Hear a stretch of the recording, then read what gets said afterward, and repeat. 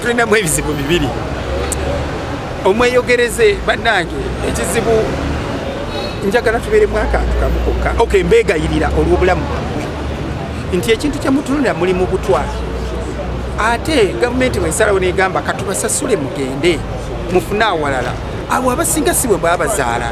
Waliwo neyansindikidde message nga ŋŋamba naffe tugenda kutta abaana b'owulire wekiruma, jangu adresi yange eri kiriya naye ojja weetegese, oyinza okuddayo muganda wange, oyinza okuddirayo muki ng'ebigere ebikuleese biri waggulu, naye ekyo si kyekikulu.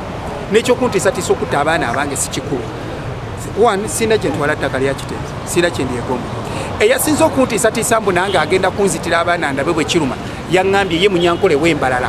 Kitegeeze Kitezi wazzeewo buki? Si we bakuzaalira, wazzeewo buzi.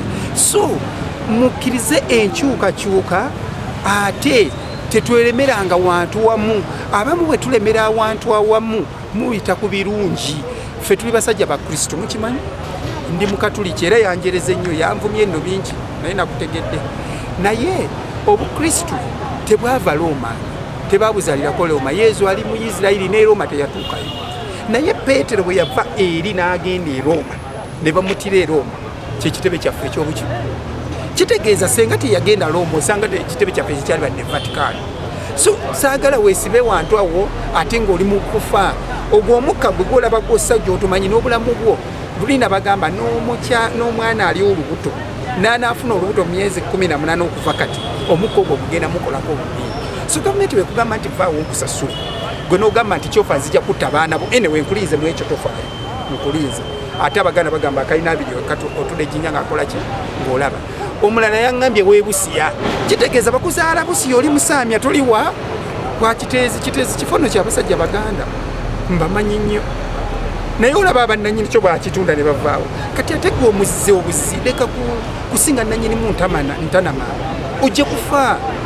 Nabali mulaba batugendako, ate twafuna omukisa ffe twafiirwa batono.